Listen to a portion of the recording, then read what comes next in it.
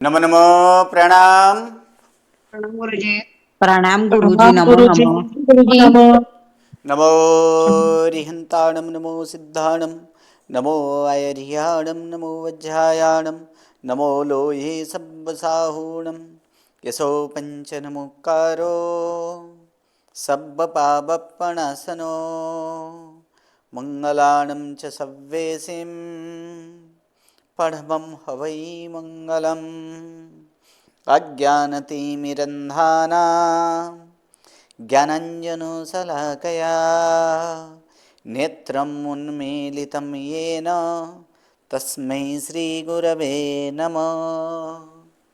परम पूज्य पूज्यपाद कलिकाल सर्वज्ञ हेमचंद्र सुरेश्वर जी महाराजा के द्वारा विरचित सिद्ध हेम शब्दानुशासन नामक व्याकरण ग्रंथ और इसी व्याकरण ग्रंथ से उद्धरित पंडित वर्य शिवलाल जी द्वारा रचित हेम संस्कृत प्रवेशिका प्रथमा, मध्यमा तथा उत्तमा, ऐसे 3 विभागों से विभाजित हेम संस्कृत प्रवेशिका और इसी हेम संस्कृत प्रवेशिका मध्यमा और मध्यमा के सप्तम गण और सप्तम गण के हम लोग वाक्यानुवाद पर हैं यहाँ पर। तो सप्तम गण के वाक्यानुवाद बाकी रहा, वाक्यानुवाद यहाँ पर हम लोग देखेंगे। अब आगे की वाक्यानुवाद यानी कहाँ तक हुआ था? 6 तक हो गए, 6 तक। 6 तक। मूर्ख शास्त्रेभ्यः। ये सारे बाकी ऊपर ऊपर ऊपर ये तो 8 है, 6 आठवां हो 7 गया। लीजिए, 7 गुरुजी, 7 नंबर। ओके चलिए, नहीं 6 नंबर ना। शुष्क काष्ठम मूर्ख से विद्यते न तो ये हो गया था, हो गया। वो तो हो 7 गया था ना। 7 7 गुरुजी, 7th 7 नंबर, हाँ जी। सातवां ठीक है। चलिए 7वां नंबर यहाँ पर हम लोग देखेंगे कि 7वां नंबर में क्या है? मूर्ख सहस्रेभ्य प्राज्ञ एक विशिष्यते, एको विशिष्यते। ठीक है, तो यहां पर क्या है? मूर्ख सहस्रेभ्य, मूर्ख सहस्रेभ्य, ये पूरा के पूरा एक समास है। प्राज्ञ विसर्ग का लोप हुआ है। क्यों? क्योंकि स के र के पूर्व में अवर्ण हो और उसके बाद कोई भी स्वर आए तो फिर क्या होता है? र का लोप होता है। तो इस नियम से यहां पर विसर्ग का लोप हुआ है। एक श के र के पूर्व में अ हो और पीछे क्या है? घोषवान है कि नहीं? घोषवान है। इसीलिए यहां पर र का उ और अवर्ण और उ वर्ण दोनों मिलकर क्या हुआ है? ओ हुआ है। ठीक है, तो प्रथम वाक्य यहां पर हम लोग देखेंगे मूर्ख सहस्रेभ्य। अब संख्या पीछे है, ठीक है, अर्थात जैसे घटानाम विंशति हम लोग सीख चुके थे जी। कहा? तो घटानाम विंशति जो है वो कहां पर? प्रथमा में हम लोग सीखे थे ना कि घटानाम विंशति। उसी प्रकार यहां पर भी क्या है? यहां पर कि मूर्ख सहस्रेभ्य, अर्थात घटानाम विंशति का अर्थ हम लोग क्या करते थे? घड़ों की विशी। हाँ, घड़ों के 20 मतलब 20 घड़ा, वही ना? जी जी। 20 घड़ा।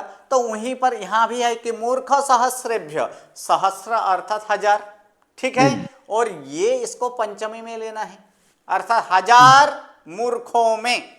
ठीक है, 1000 मूर्खों में से प्राज्ञ एक विशिष्यते, एक प्राज्ञ पुरुष। कौन? एक प्राज्ञ। प्राज्ञ का विशेषण है ना, कितने प्राज्ञ हैं? अर्थात बुद्धिशाली प्राज्ञ, अर्थात कि प्रकृष्ट है ज्ञान जिसे, उसे क्या कहा जाता है? प्राज्ञ। ठीक है, तो ऐसे विशेष बुद्धिशाली या तो फिर वह बुद्धिमान, एक बुद्धिमान विशिष्यते अर्थात विशेष होते हैं। ठीक है, यहां पर क्या करेंगे? क्या 1000 जो हैं, 1000 मूर्खों में एक प्राज्ञ यानी एक बुद्धिशाली विशिष्यते अर्थात विशेष कहा जाता है अथवा तो विशेष होता है। ठीक है, गुरुजी विभक्ति गुरुजी पंचमी या चतुर्थी ली, ऐसा क्यों? हाँ क्यों? क्योंकि अंतर किया जाता है ना, अंतर यहां पर किया गया है कि इससे ज्यादा मतलब उससे, ये जैसे कि मान लीजिए कि बालेभ्य, उसका अर्थ क्या होता है? बालों से, बालकों से, बालकों में से, यानी बालकों से वही से, होगा ना, जी, बालकों हाँ, से। तो हाँ, उसी से प्रकार यहां पर क्या है कि मूर्खों में से, कितने मूर्खों में से? तो 1000 1000 मूर्खों में से, अर्थात उसका विशेष दिखाना है ना। किसका विशेषता दिखानी है यहां पर? प्राज्ञता की अर्थात बुद्धिशाली की। वो बुद्धिशाली कैसे हैं? तो 1000 ऐसे मूर्खों में एक बुद्धिमान श्रेष्ठ होते, विशिष्यते। ठीक है, इसलिए उसको अलग किया है। और किसी से अलग होता है तो वहां पर क्या लगाया जाता है? पंचमी लगाया जाता है ना। राग खुशी है जी बोलिए। तो इसीलिए वहां पर पंचमी लगाया गया। ठीक है, चलिए दूसरा वाक्य। तो दूसरा वाक्य यहां पर हम लोग देखेंगे, तस्यैव बुद्धि विशिखेन भिनद्मि मर्म। चलिए यहां पर पदच्छेद हम लोग करेंगे। ठीक है, तब पहला यहां पर क्या है? तस्य एव। क्या होगा? तस्य एव, तस्यैव। अवर्ण के बाद ए या ए तथा ओ या ओ आए तो दोनों मिलकर क्या होता है? ऐ और औ। ए तथा ओ होता है। तो फिर यहाँ पर अ और ए दोनों मिलकर क्या हुआ है? ए हुआ है। तो है क्या?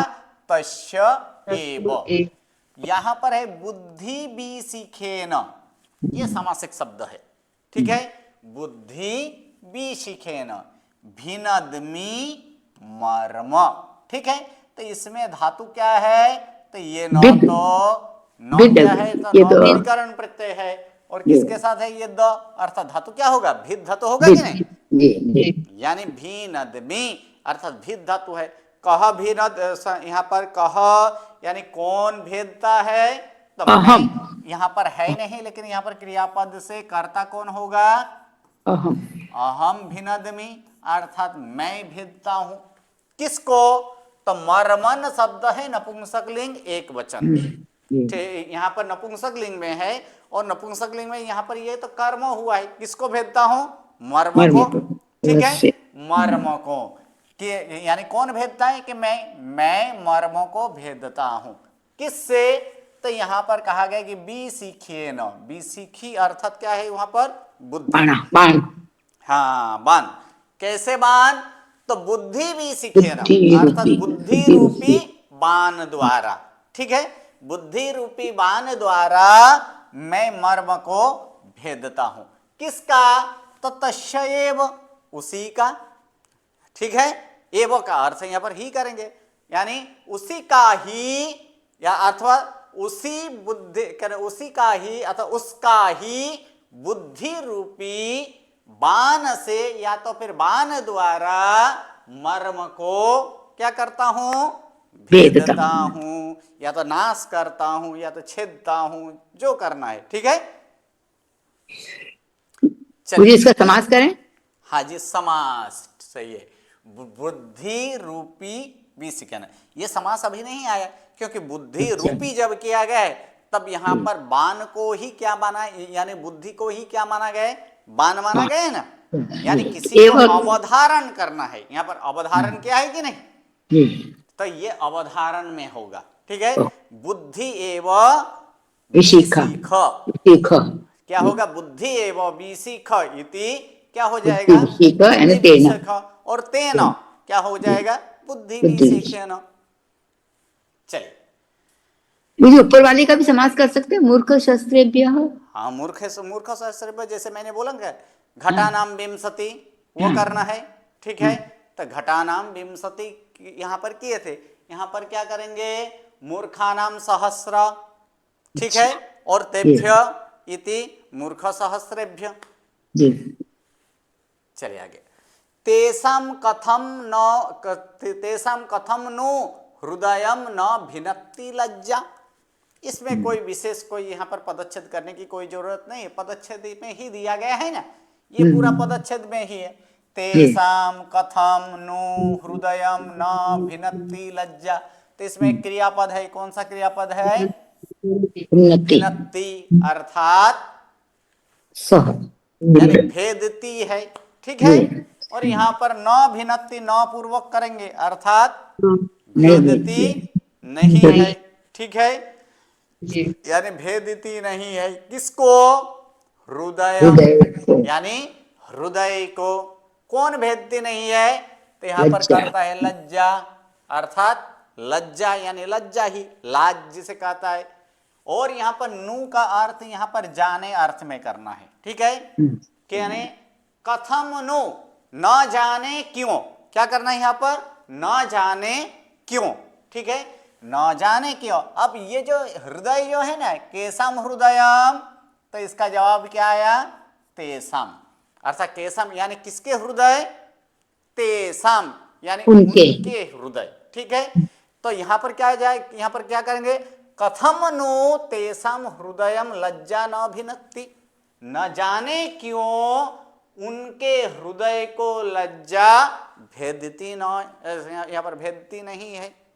अर्थात वो जिसका कोई लाज शर्म न हो, ऐसे वाक्य में यहां पर होगा कितना लाज शर्म की बात है, फिर भी इसकी कोई लाज शर्म आ ही नहीं रही है। इसीलिए यहां पर क्या कहे कि तेसम यानी न जाने क्यों उनके हृदय को लाज यानी लज्जा भेदती नहीं है। चले आगे बढ़ा। रुंधतु बारन घटा नगरम मदियाह। ठीक है, मदियाह। रुंधंतु धातु क्या है इसमें? रुंधंतु तो क्रियापद है, धातु क्या है? रुध धातु। किसका रूप है रुंधंतु? अज्ञात बहुवचन, अन्य पुरुष बहुवचन, अज्ञात अन्य पुरुष अन्य बहुवचन, पुरुष बहुवचन। बहुवचन। तो अज्ञात अर्थात इसमें उसी प्रकार से कर ले, यानी रुंधंतु अर्थात क्या कर, यहाँ पर क्या करेंगे? नाश करो, रोकना। रोक। ठीक है, रोकना या तो फिर घिरना। ठीक है, चारों तरफ से घिरना होता है ना, क्योंकि नगर को घिरना है ना, यानी घेर लें। क्या करेंगे यहां पर? घेर लें। कौन घेर लें? तो बारन घटाहा, यहां पर विसर्ग का लोप हुआ है। क्यों? सौ के र के पूर्व में आ हो और उसके बाद घुसवान व्यंजन आए तो र का क्या होता है? लोप होता है। सही है, तो यहां पर क्या होगा? बारन घटा। बारन, बारन का अर्थ क्या होता है? हाथी। और घटा शब्द का अर्थ क्या होता है? समूह, यानी हाथी के समूह, यानी हाथी के समूह घेर लें। किसको? नगर को। ठीक है, अब हाथी की समूह किसकी है? तो मदियाहा अर्थात मेरे। ठीक है, अर्थात मेरे हाथियों के समूह नगर को घेर लें। ठीक है, क्लियर? चलिए आगे। मित्र स्नेहाद्विवस मधुना साहसे माम नियुक्ते। ठीक है, तो ये पूरा के पूरा यहां तक समास है। यहां तक मित्र स्नेहात, क्या करना है यहां पर? मित्र स्नेहात। और फिर आगे क्या है? तो मित्र स्नेहात विवशम। क्या करना है यहां पर? विवशम। मित्र स्नेहात विवशम, मित्र स्नेहात विवशम अधुना साहसे माम नियुक्ते। धातु क्या है नियुक्ते में? नी प्लस युज धातु गुरुजी। नी प्लस युज धातु, जिसका अर्थ होता है जोड़ना।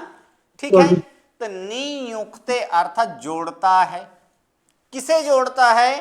तमाम यानी मुझे। ठीक है, मैं कैसा हूं?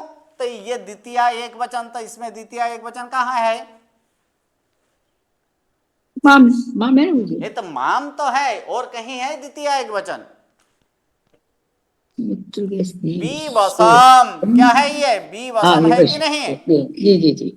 यानी कैसा हूं मैं? तो बीवस ऐसा मैं। ठीक है, बीवस किससे बीवस? तो यहां पर है से अर्थात पंचमी आया।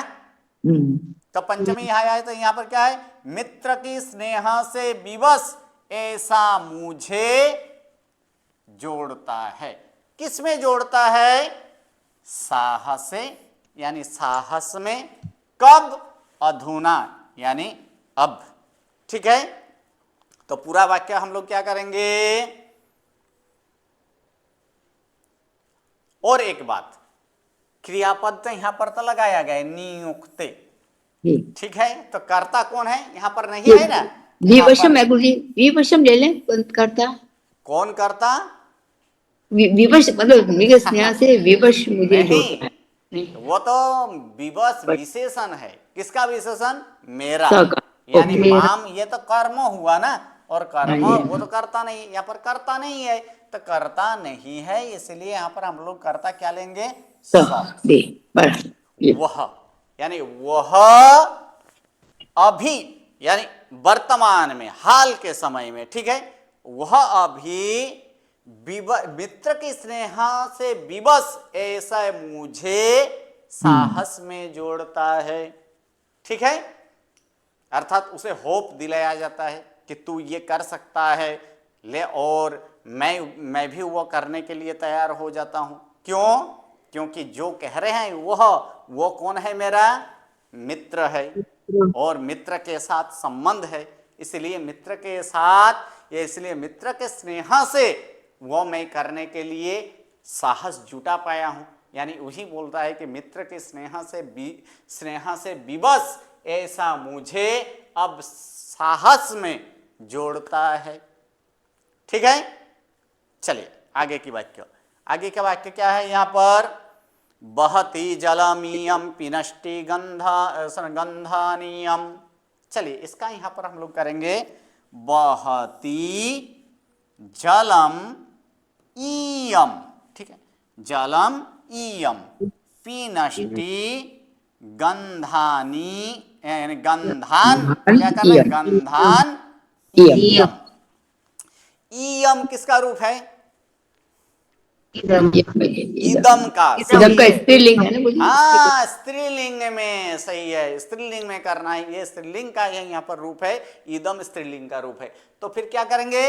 इयम जलम वहति, तो इयम का, इयम स्त्री, इयम का, इयम मतलब यह कौन? तो यह स्त्री। ठीक है, हाँ, तो इयम जलम वहति, यानी यह स्त्री क्या करती है?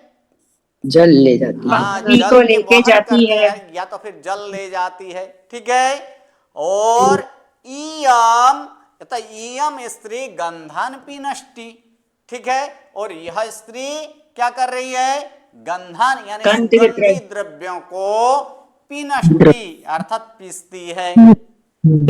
ठीक है, तो यानी यह स्त्री पानी वहन यानी जल ले जाती है, और यह स्त्री गंधकों यानी सुगंधित द्रव्यों को क्या करती है? पीसती है। ठीक है, चलिए आगे की वाक्य हम लोग यहां पर आप देखेंगे। आगे की वाक्य में जो कि श्लोक के स्वरूप में है, तो वो श्लोक अब यहां पर आगे की वाक्य में हम लोग देखेंगे। 13वां वाक्य।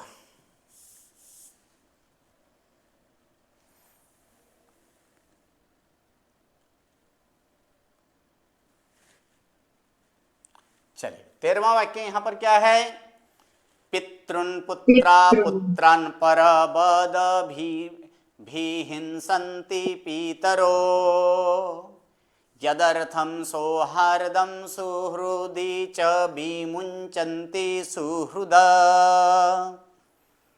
पितृन पुत्रा पुत्रान परबद भी हिंसन्ति पीतरो यदर्थम सौहार्दम सुहृदि च विमुञ्चन्ति सुहृद।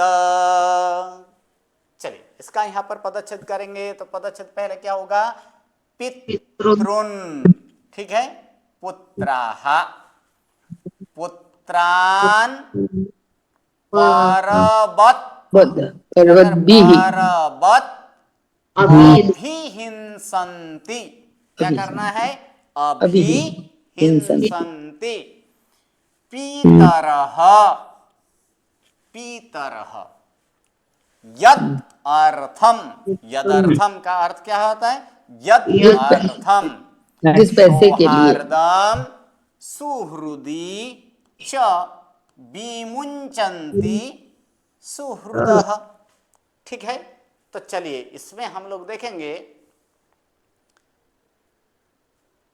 इसमें देखिए पर शब्द का यहाँ पर कोई दूसरा अर्थ नहीं लेना है।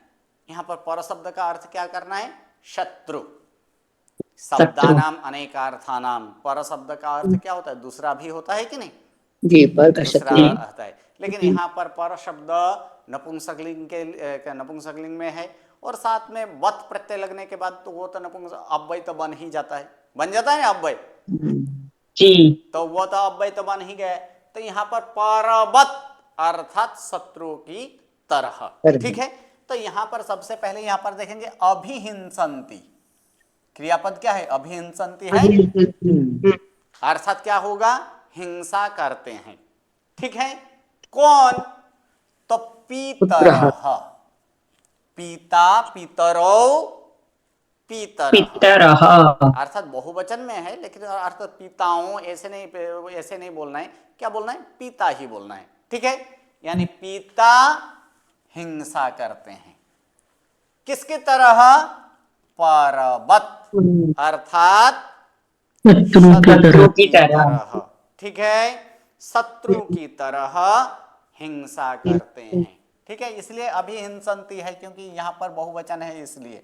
और फिर किसको, तो पुत्रान, यानी किसको मारते हैं, यानी किसको यानी यहां पर किसकी हिंसा करते हैं, पुत्रों की। पुत्रों और की, पुत्राः पितृन्, क्या करना है, पुत्र पुत्राः पिता, पितृन् परबत अभिहिंसन्ति, अर्थात पुत्रों पिता को शत्रु की तरह तथा पिता पुत्रों को शत्रु की तरह क्या करते हैं, अभिहिंसन्ति, अर्थात नाश करते हैं या तो मारते हैं, हिंसा करते हैं, ठीक है। इन दोनों को साथ में हम लोग बोलेंगे, ठीक है। पुत्र पिता को और पिता पुत्र को शत्रु की तरह अभिहिंसन्ति अर्थात मारते हैं, ठीक है। यहां तक क्लियर, जी चलिए, किस लिए, तो उसका जवाब यहां पर है यदर्थम, क्या है, जिसके लिए, यानी इसको पहले लेना है, ये एक नंबर में ही लेना है, स्टार्टिंग यहीं से करना है। यदर्थम अर्थात जिसके लिए पुत्र पिता को और पिता पुत्र को शत्रु की तरह मारते हैं या तो उसका नाश करते हैं, और साथ में क्या करते हैं, तो देखिए आगे हैं कि सुहृदः अर्थात मित्र, सुहृद अर्थात कौन है, मित्र है ना, यानी मित्र, सौहार्दम सुहृदी च, किसको, मित्र, मित्रता, और क्या करना है इसमें, मित्र, मित्र के ऊपर मित्रता क्या करते हैं, विमुंचन्ति छोड़ देते हैं, छोड़ देते हैं, ठीक है। कौन, यानी मित्र, मित्र के ऊपर मित्रता, सौहार्दम वो एक तद्धित है, जो उस मित्र संबंधी जो हो उसे क्या कहा जाता है, मित्रता कहा जाता है कि नहीं, हाँ, तो उसमें मित्रता जो है वो मित्रता क्या करते हैं, छोड़ देते हैं, ठीक है। तो फिर से एक बार वाक्य, पुत्र पिता को और पिता पुत्र को शत्रु की तरह क्या करते हैं, शत्रु की तरह मारते हैं या तो नाश करते हैं, और मित्र, मित्र के ऊपर मित्रता छोड़ देते हैं, और इसको तो पहले ही ले लेना है, यदर्थम अर्थात जिसके लिए, ठीक है। तो पहले से वाक्य इस प्रकार से होगा, अब पूरा के पूरा वाक्य, जिसके लिए पुत्र पिता को, पिता पुत्र को शत्रु की तरह नाश करते हैं अर्थात मारते हैं, तथा मित्र, मित्र के ऊपर मित्रता छोड़ देते हैं, तो किसके लिए, यद अर्थम, जिसके लिए, ठीक है। लेकिन इसी में इसका छुपा हुआ रहस्य है, किसके लिए, यद अर्थम, किसके लिए, अर्थ के लिए, अर्थ के लिए, क्योंकि अर्थ बहुत ही खतरनाक है। अर्थ अर्थात धन, संपत्ति, पैसा, जो विभूति, संपत्ति इत्यादि है, क्योंकि अभी ज्यादातर जो है ये घटना किस कारण घटित होता है, यही धन संपत्ति विभूति उसके लिए ही होता है ना, क्योंकि धन संपत्ति के लिए भी क्या कर देते हैं, पुत्र पिताओं को और पिता पुत्र को, मित्र मित्रता को क्या कर दे, छोड़ देते हैं। ठीक है, चलिए आगे।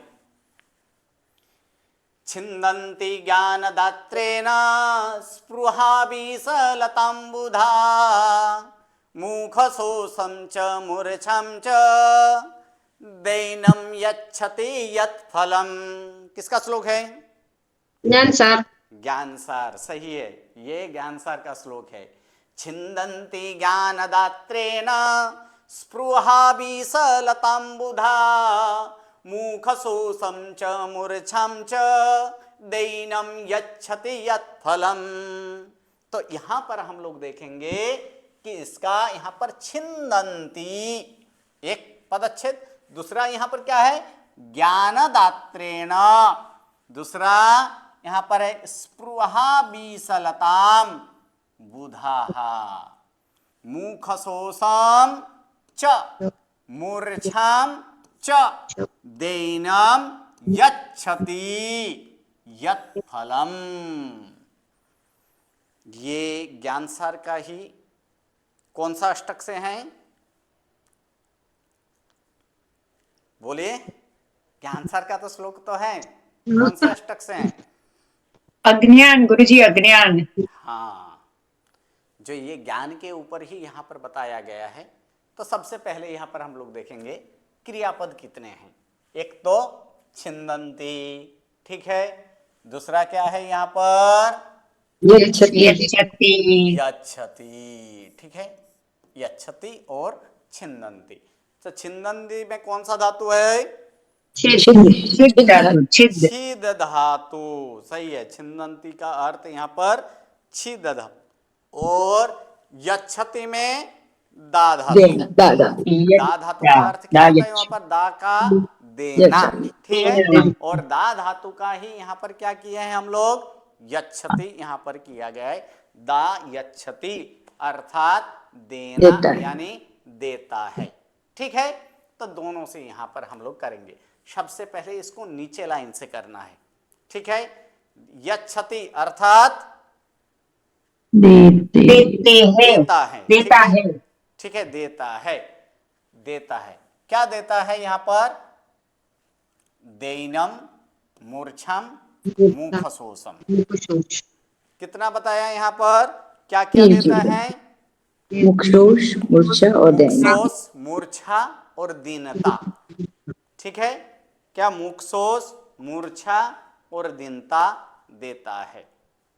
कौन, फलम, यत् फलम, अर्थात यस्य फलम इति यत् फलम, जिसका फल, षष्ठी तत्पुरुष है ये, क्या है, जिसका फल, अर्थात यस्य फलम इति यत् फलम समास हुआ है, अर्थात जिसका फल मुखशोष, मूर्छा और दैन्य को यानी दीनता को देता है, ठीक है, अर्थात दीनता को देती है, ठीक है।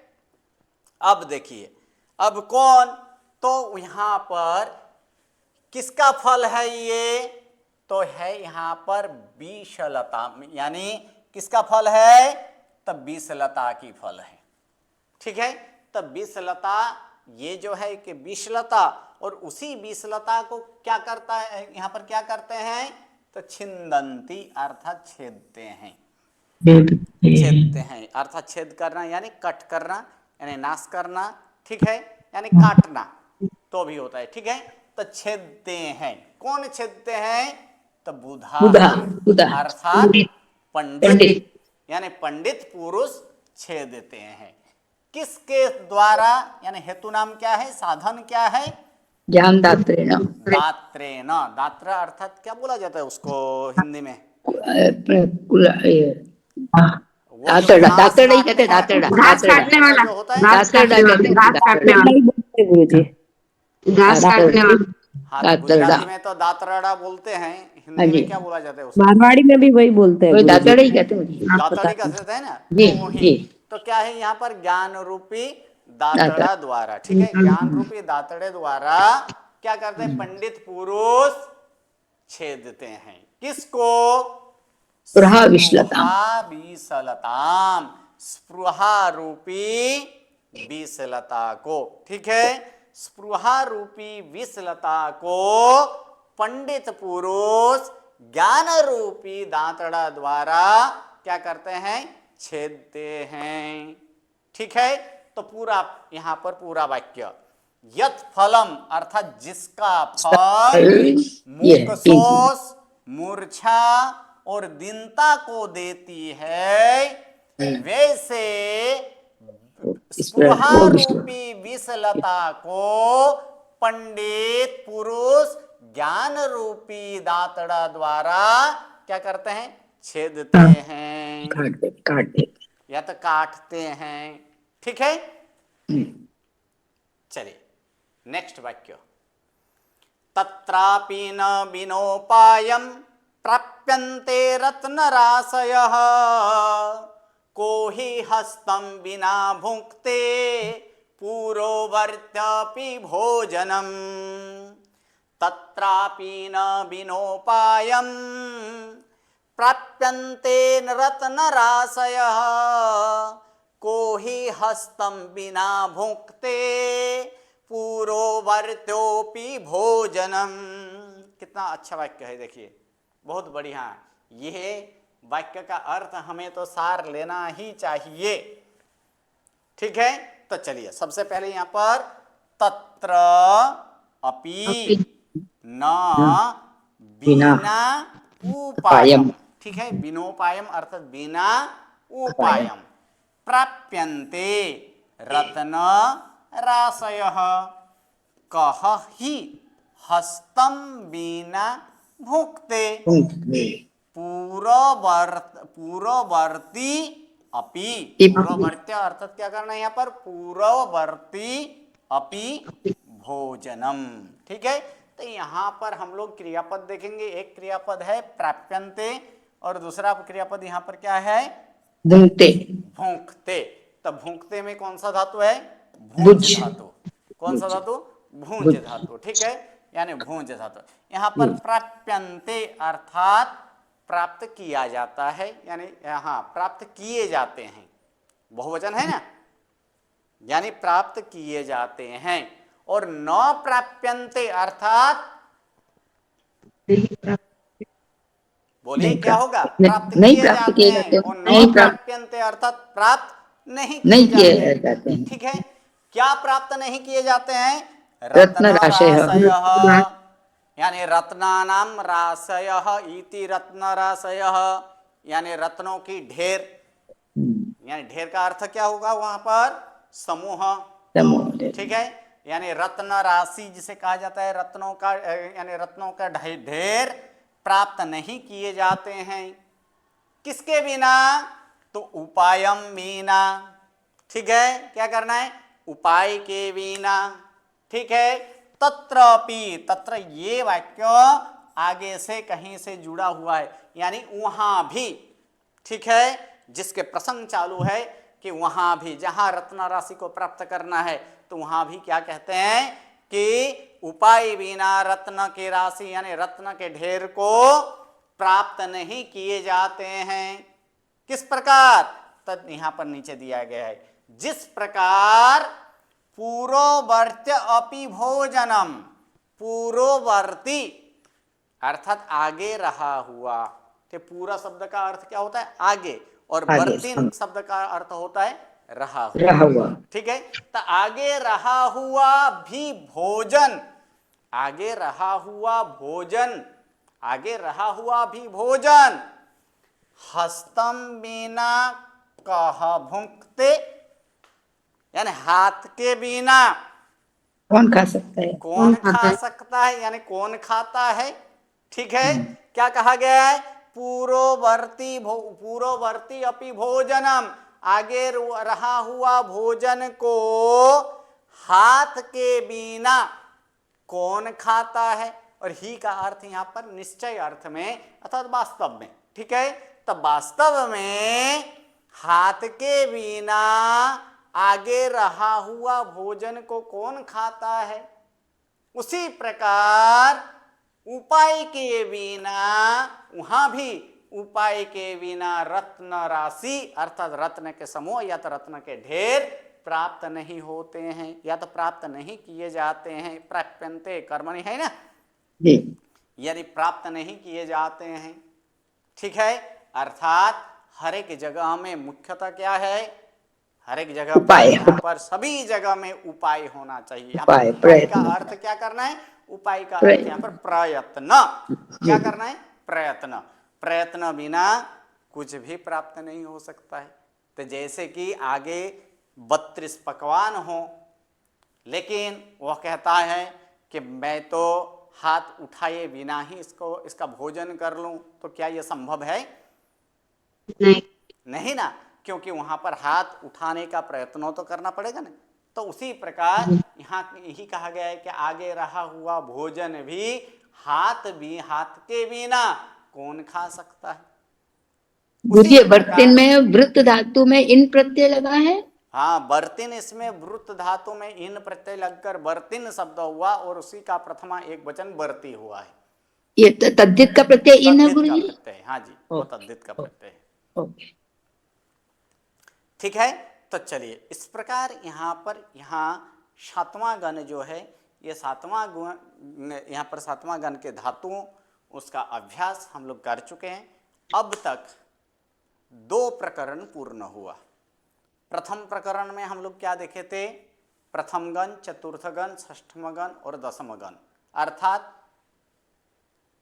विकरण प्रत्यय। कैसे विकरण प्रत्यय, अकारांत विकरण प्रत्यय लेने वाले ऐसे कितने गण हैं, 4।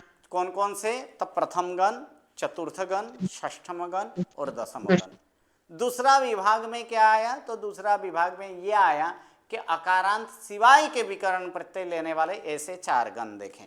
कौन से, पंचम गण, अष्टम गण, नवम गण और सप्तम गण, यानी 5वां गण, 8वां गण, 9वां गण और 7वां गण।